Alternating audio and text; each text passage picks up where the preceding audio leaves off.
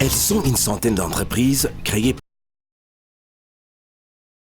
sous le financement du Fonds international de développement agricole FIDA. Élevage, menuiserie, commerce,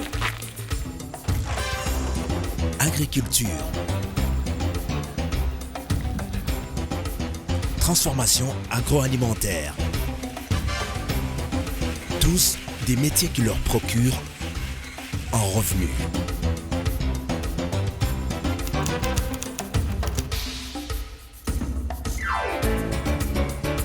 En 2013, le projet ProDéfi initie un projet nommé EGR, une composante du programme ProDéfi du FIDA, afin de réduire le chômage pour les jeunes de 16 à 30 ans. La composante EGR soutient des initiatives individuelles et collectives pour des micros et petites entreprises agricoles et non agricoles. Le projet ProDéfi cible les jeunes qui sont dynamiques dans leur milieu et commence par leur donner des formations sur l'entrepreneuriat, la gestion d'une entreprise, le marketing et la formation au métier. Umugambi sinzi n'ingene nobivuga nkugira nkenguke wamfashije byinshi. Ubwa mbere na mbere waranyaguye mu mutwe ndetse bivanye hari n'ingendo twagiye tugira nabo mbona n'undi gwaruka nago numva ko nago gwabayeho kugira ngo rushike ku ntambwe gwageze ko byabanje kugora. Ivyo rero byatumye nagiye bimpa intege kugira guko nabonye ko atagiye jenyene.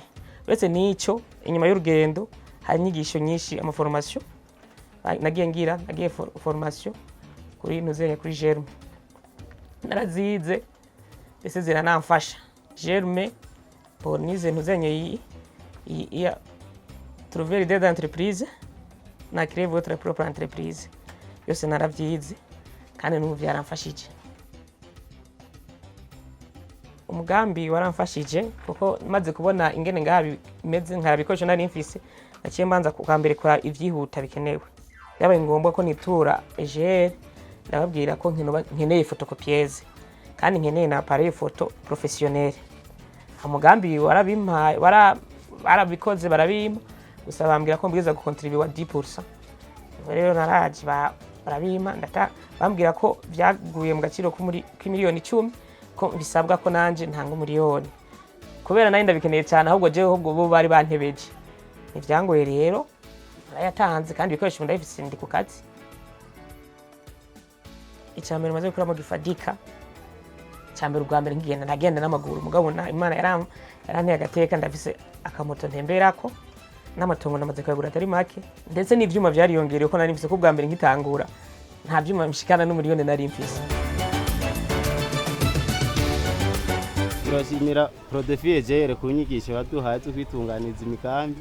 Mu nyuma baciye banatwigisha ibanki y'abantu bo mu kibano baratwigisha ingene twoguranana turasha baraturosa ibi bikoresho ku basanzwe bagira baturosa ibikoresho biramba nka je bampaye imoto ariko hariho amahera badusabye. Nk'ubu we twaragiye hamwe twararimye umurima w'ibiraya turarima imboga tubidandaza ngaha nyene ibindi turashobora Bujumbura hariya ku mugwa mukuru w'igihugu. Bwambere inyungu naronka mu kwezi sinashobora kuyibona kungena yaje nabona iri hamwe ubu miliyoni zo nyinshi bazimaze kuziduha navuga ati imoseri yungu caya cyeri cyungu caya boke yungu caya nukuvuga mu mpera z'ukwezi nana ncanja kuri detail nkaca ndabati ibere hasohoca ibi handi hasohoca ibi ashashira ngena ndagwiza kuri kimwe amahera cagiye kirunga nkaca ngira kombinezo ya vyose.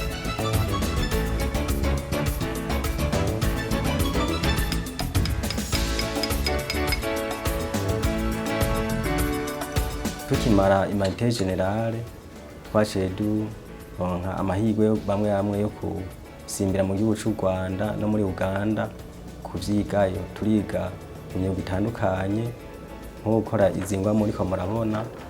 Naho rero twaciye tuza ngaha turadodora turasaba ngaha mu kigo yuko bodufasha kugira ngo dushobore gushira mu ngiro ivyo twize mu myuga itandukanye. Batubereye abavyeyi baciye baduha aho dukorera ngaha. D'autres jeunes ont choisi d'investir dans l'esthétique. Madame Chanel Kanyamuneza en fait partie. Tanguje ibyuma bikeyi, bafite ibikoresho bikeyi. Hari umujene yampaye information y'ibintu byo muri Prodefi hama ndagenda nka visite ndabaza mbajije baranyakira barabifashamo gushikaho ndonka financement. Ubu kuva aho ndonke ibindi bikoresho hari hakunguko katari gato. Kare narifise casque zibiri mu bwo bundaronka casque zikwiye ubundi nk'abakiriya baca umva haje nk'abakiriya nka batanu icarimwe bakabona casque zizoba ziri occupé nabo baba ariko bajana n'umwanya bica ntibyanyorohera ariko ubu urumva ko ari hakunguko. Nashoboye gukuramo parcelle zibiri nabonye no kuinvestisa mu maparcelle kuko yoyo uko imyaka igenda niko atera yongeza agaciro. À quelques mètres du marché central de Kayanza, des bruits des mêleuses révèlent la présence dans l'atelier de soudure. Uyu mugambi ingene wavutse ni kuvuga twebwe twakora tutatanye umwe wese akorera iwiwe hanyuma haza umwajwe atwigisha atubwira ingene twoshobora kuja mu bintu by'inyigisho kugira ngo dukore ikintu cyishira hamwe. Turaja mu nyigisho, izo nyigisho baratwigisha i Bujumbura, batwigisha gukora ibintu bijanye n'amamashini. Aha mu Kayanza nta mamashini twahora tuzi gukora ariko kubera uwo mugambi twagiyemwo ubu turazi kuzikora. Inyungu twe twarose ni ukuvuga abantu tumaze kuba batanu turi hamwe twahora hakora umwe ni kuvuga n'ivyumviro mu mutwe birahinduka kubera ku kazi bica biba ngombwa ko niba ari ico jewe nzi uwundi atazi tuca tucerekana bica biba ngombwa ko dusanga turiko turakora ibintu vyiza. D'autres jeunes ruraux ont investi dans la transformation agricole. Logée dans les enceintes du Cliff en Ngozi, l'entreprise de ces jeunes fabrique des spaghettis. Mu nyigisho twarose nkesha umugambi Prodefi novuga ndakengurukana cyane nko ku kintu novuga ku kuntu barondera isoko rya marketing. Nkitangura ntivyari byoroshe kubera nta n'inyigisho nari mfize. Barampaye imashini ifite valere y'imiliyoni 9,380. Ikindi kintu yaciye imfasha yaciye impa ahantu mba ndakorera kugira mbanze menyereze ko musaba cyo baguma bankurikirana nkaba mbona urugero ngezeko. À Bubanza, dans la localité de Mosigati, au rythme du bruit de la machine, des jeunes gens regroupés en coopérative s'activent aux différentes tâches et la gestion de leur entreprise est saine. Turi benshi kujisho mugaba umwe wese afise intere kuko les associés les coopérateurs bafise intere bakuramo hanyuma aha n'abanyagihugu bahaje nabone barahatora intere kuko imashine iri kiraka umuntu ashobora kurara ubusa. Aha bari hakazi cyo gituma mushobora kubona abantu hariya batandukanye bariko baratora imise burya umuntu aje kumenesha imise canke ishira hamwe rikamenesha imise abayitora turashobora kurengerwa tubahamagara bakayitora nko ku munsi ugereranije nta muntu ashobora kubura nk'ibihumbi 3 na komine irahatorera koyoko iza gusaba amatagisi barinjira hajya bakaraba ukuntu vyagenze mu bitabo hanyuma bagakorera ku maporcentage yabo. Après des débuts difficiles, ce jeune boulanger est en train de remonter la pente et ses productions journalières sont intéressantes. Clément, lui, au chef-lieu de la commune Kayanza, a investi dans la restauration. À 8 mois seulement de démarrage, les bénéfices et d'autres investissements sont là. Umugambi kuntu watanguye warahereye ku nyigisho za Prodefi. Prodefi yaraduhaye inyigisho ku mugambi w'ugwaruka mu gisata cyo kwiteza imbere. Batwigishije ibintu by'urudandaza, ibintu byo korora, ibintu by'uburimyi. Jewe rero cyo ndavuga ati jego beje mu rudandaza rw'amata. Ibikoresho natanguranye amateremusi, ibikombe, utubido two kudandaza amata. Hama ndabona yuko bigoye kudandaza amata, ugiye mu kudandaza kw'amata yuko bisaba umutahe munini. Ndavuga ati none gabasha za nyigisho baduha tubigenze gute. Nubone ndasubira ndabikora ariko ndavuga ati hari ibintu bitagenda neza muri wa mugambi ko ndakora. Ndabona harimo intambamyi nyinshi. Ndabona ko nosaba frigo, ndasaba n'utundi dukoresho tubemari kugira nze ndasahiriza mu kugaburira abantu bari ku matere bajya bakora ama formation. Ndashobora kubashira y'ibifungurwa aya na hariya kandi bikanyorohera. Amata ngaha aya bakayanywa kanye kubera mfise frigo. Byose burebe biriko biragenda neza. Maze amezi 8 inyungu maze kubona, ndabona ko maze gushaka nko ku miliyoni 2 fashe utuntu nagiye ndakora hirya no hino. Ndabona kandi natwone turiko turansahiriza. Même chose dans la commune de Busiga. Le projet de restauration marche pour Denis Nibigira. By'abajene batwisha ko hatabuze umutahe, habuze ivyiyumviro. Yuko uvuga imbere y'umutahe habanza umugambi. Maze gutangura umugambi maze kuyumvira, ariho ushakisha kurondera buryo bwo gutangura, kurondera umutahe. Cyamara kumenga ngize cafetaria menga ico kintu cyonyorohera. Ntangora ibyo bya cafetaria. Mu nyuma bamaze kubona ko ndi ku kivi, barampaye frigo ijya mu iri hajya, niba bayimpaye. Handamaze kugura parcelle, no ngaho mu isoko ndiko ndagira umugambi wo kugura kabusheri. Byose nabikuye ngaha nyene. Un autre secteur qui a bien réussi par ces jeunes entrepreneurs, c'est l'élevage du porc, de chèvres, d'abeilles et de caprins. Les produits de l'élevage leur ont permis d'investir dans d'autres secteurs d'activité. Ingurube zine nazironse ndazihawe n'umugambi wa Prodefi. Narateye imbere bidasanzwe, biramfasha kwingunganya mu gukora umugambi wa commerce. Ndetse aho nkorera ngo tuko tubaka isoko ya kijambere. Ndetse zingurube zaramfashije cyane kubera ko nk'uruvyaro rwa nyuma rashoboye kuronka umutahe nshobora gukoresha niyo soko kugira nubake ifatikanya n'abandi bene gihugu kubera ko ni soko dusanzwe twubaka twebwe bene gihugu. Kaba no munsi mfise ubushobozi kandi ko ndubaka kioske zishike 2 nkuye mfashijwemo n'uyu mugambi w'ingurube. Mu buzima bwanje by'ukuri urumva nari mutoye nari nkumi. Ntararonka izo mpene siniyegurira igitenge mama atakinguriye ko je nta papa nabonye. Mama atakinguriye nta gitenge nigurira. Mugabo amaze kumpa izo mpene igitenge nasigaye ndacigurira. Ivyo ndabishima cyane. Harageze igihe mbere mama ndamufasha cyane. Amavuta akaba ari je ndayagura nkagura akabido k'amavuta agashira mu nzu. Urumva ko yari intambwe nari ndose cyane. Naho rambura isabune nce ndayironka kubwizo mpene. Twari tubayeho dupanze. Ariko akabana nako twiguriye. Indimiro ndayifise. Ikaba ndazamura kandi atari kavukire kino muganda afite igipimo namoro. Ivyo nshima nivyo.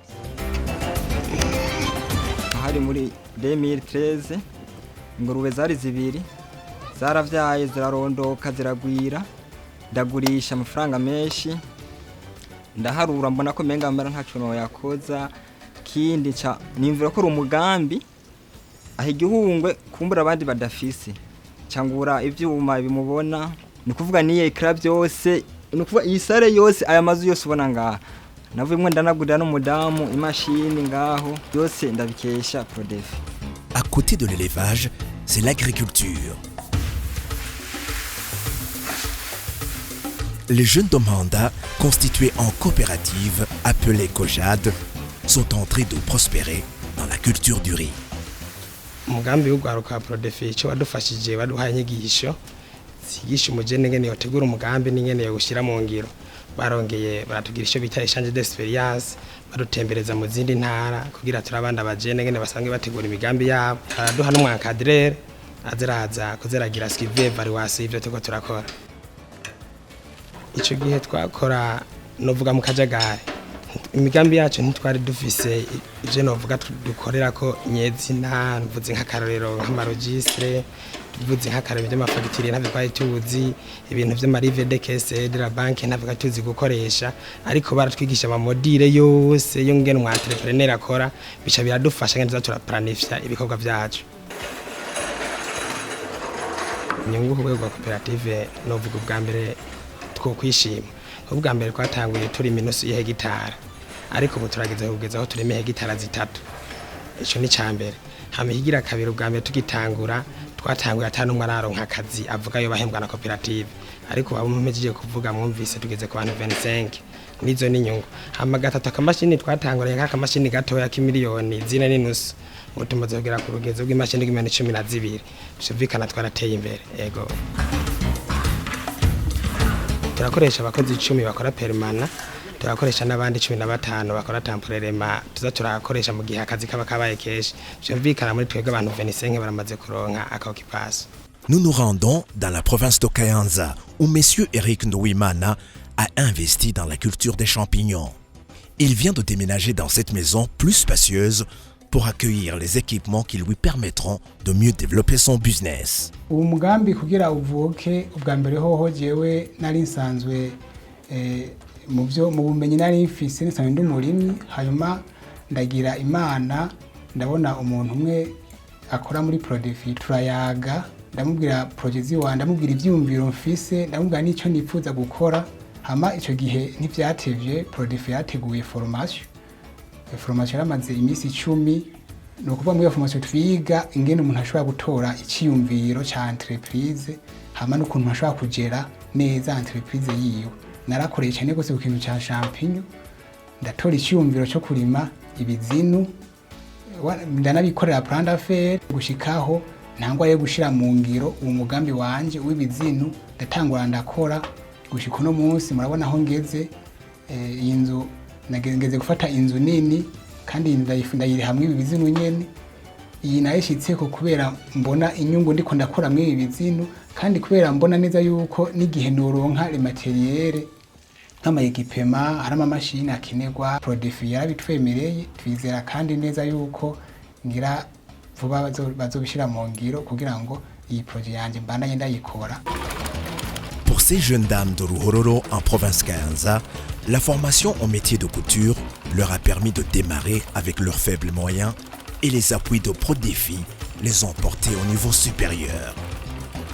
Ntambwe tugeze kuno munsi twikesha ishirahamwe Prodefi ryaratanguye riraza ngaha muri commune Muhanga baza batwigisha ibintu bya jerume batwigisha ibintu byo kudandaza kuziganya no kuguranana.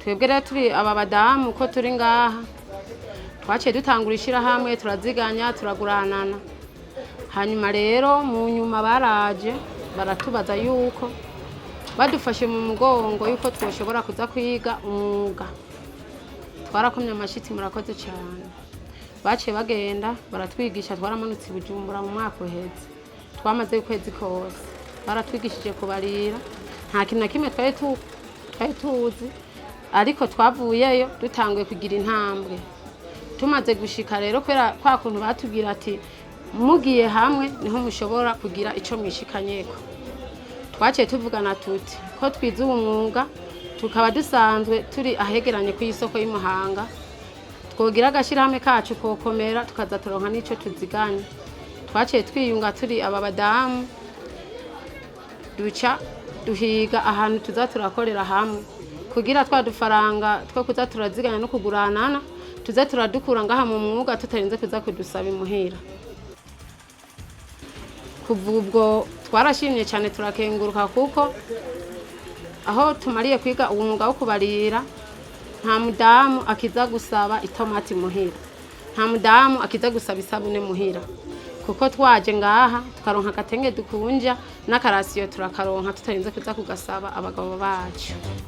Quant à Anési, elle a choisi le métier de commerce.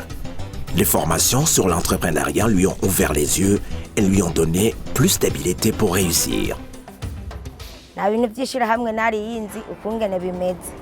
Ujya rero bamaze kubinyigisha narabonye ko bifise akamaro karekare. Urumva ubu yawe nivyo wibonera nyene. Yuko nyene nambwa nini. Ujya kuntu bavuga ati urashobora kunguka amafaranga ukacumenya ukungene yanyungu wungutse ukungene uyikoresha. Ukavuga ati nimba nungutse 5 nge 2 3 ndabibiki. Burya rero ibintu byakurikiranye nkuko urumva twarajijutse urashobora kuvuga ngo wungutse 5 ukaca uvuga ati ko nayungutse reka ndayarire rimwe ariko rero si ibyo uca usigaza bitatu bibiri ukabirya. Aujourd'hui, son business se porte très bien. À cause de la foule qui l'entoure, elle ne peut pas nous dire la valeur de son commerce. Elle préfère éclater de rire.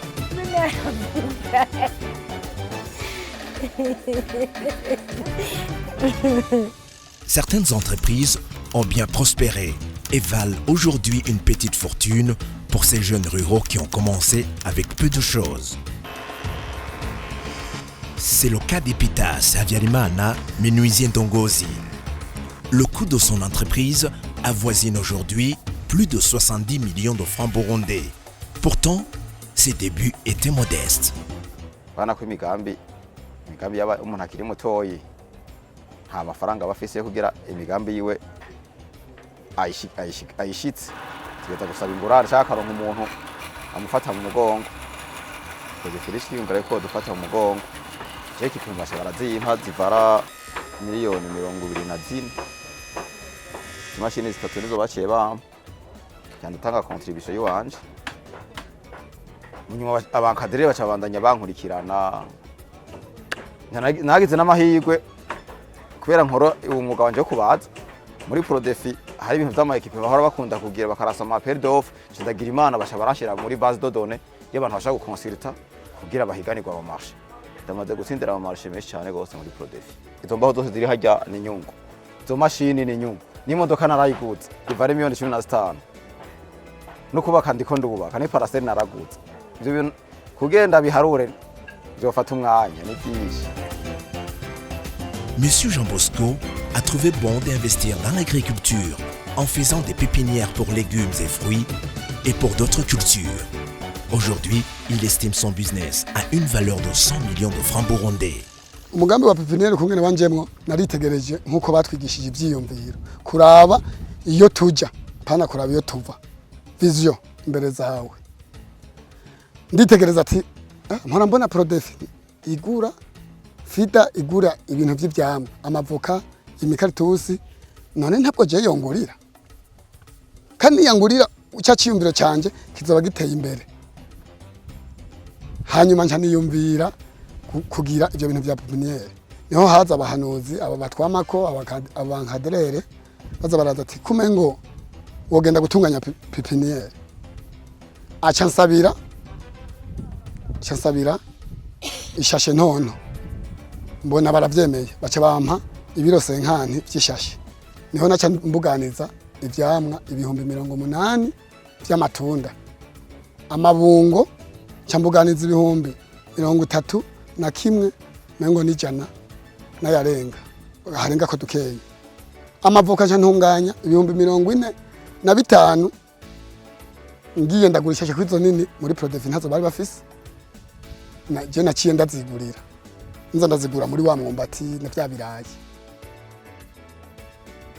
uburyo Fida yampaye byongora kubuha agaciro kuko ni ibintu icyambere inyigisho banyigishije ifise uburemere ntabona ni gute nogira noyiha agaciro ikindi yamfashije iyi mikobeko mubona niyo yayiciye kugira ngo nkorere ahantu hatunganije abagoronome baza kunyigisha ibi bagaca bagenda kuba bahejeje kunyigisha je umuntu afata cyasigara ndakora hanyuma irrigation gutagute idufasha mu kwiga ni gute twokwiga kuyoreza ibirayi ni gute twokwiga kurima imboga muci murazibona bugize n'imboga zarimwe muci ko nk'ubu nta mboga zirakura idufasha gushira ivyiyumviro byacu imbere mvuze ngo unje nko kwibarabara umuntu yiyinjirire mu gaciro k'umuntu yahereye kubusa akaduga uhereye kubusa azero kaja kucyashya 15 ubu wompa miliyoni 110 nkaca mpagarara hajya nkaca ngenda. Il affirme aussi que la formation dispensée par le Prodefi a été presque miraculeuse car il lui a fait prendre conscience qu'il est capable de réussir. Inyigisho nahabona Prodefi nizo zampinduye uku umbona nta kindi kintu cyamfashije kujabuka ikiraro cy'ubukene nkaja mu kiraro cy'ubutunzi havuyemo Imana yandemye hasigaye ni Prodefi n'amashami yayo ayene nako. La bonne santé de leur business se remarque non seulement à travers les investissements qu'ils ont su réaliser, mais également à travers les emplois qu'ils ont générés pour d'autres jeunes chômeurs. Dufise uruja n'uruza runini ngaha muri Sita Burundi kuko dukoresha abakozi batari bake. Kuko mwabibonye umugwi w'abamama, mwabonye umugwi w'abasore, harimo n'abagabo, ndetse mwanabonye na bamwe bita abanyamwero. Ukwezi turahingura tukongera tukagurisha amatoni arenga gatoya 22. Nkoresha abakozi benshi. Ndakoresha abakozi bashika 60 kandi babajene kuko bari batubareye ko ari kugwiza akazi kugira tugahanahane tuve mu gashomeri. Leurs entreprises sont devenues réellement leur gagne-pain. Leur rêve aujourd'hui est de pouvoir étendre leurs activités et devenir des grossistes en distribution des biens et services, des rêves réalisables quand on considère le pas déjà franchi. Nuko rero muri kazoza kanje naje no shaka ati nzohitana imodoka ngenda kuri brasserie ziva kuri brasserie zishikira ngaha nanje abandi bazitora ngaha muri kazoza nk'ubu nipfuza yuko noshika kurangura kure nko mu Buganda ndetse no mu Bushinwa. Ndiko ntegura nko mu myaka dufate nko mu myaka 2 iri imbere ko ngira ikintu cagutse kiri muri salon de beauté shiremo ama massage apana by'amaguru gusa massage ikwiye numva shaka kugira ikintu cagutse gose kijanye n'ibintu bya beauté.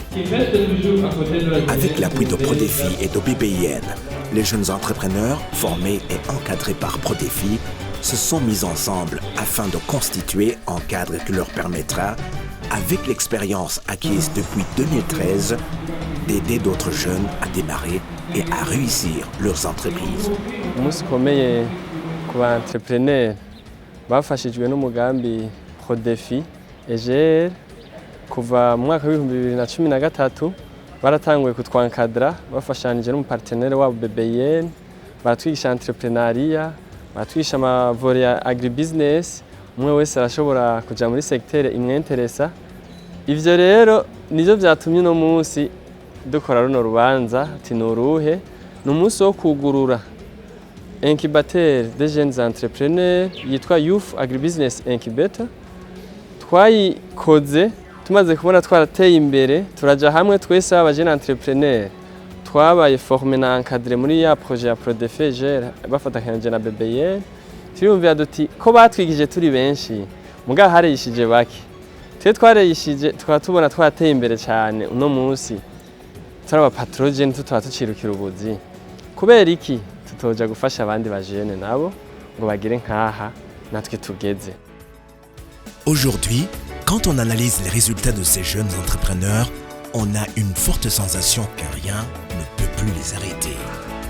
Ils ont su s'investir, travailler dur, chercher des marchés et réfléchir aux moyens de développer leur business. L'appui du projet EGR de Prodéfi, certes important, aura été de leur montrer qu'ils sont capables de réussir et de les appuyer dans les domaines où ils n'étaient pas capables d'y arriver seuls.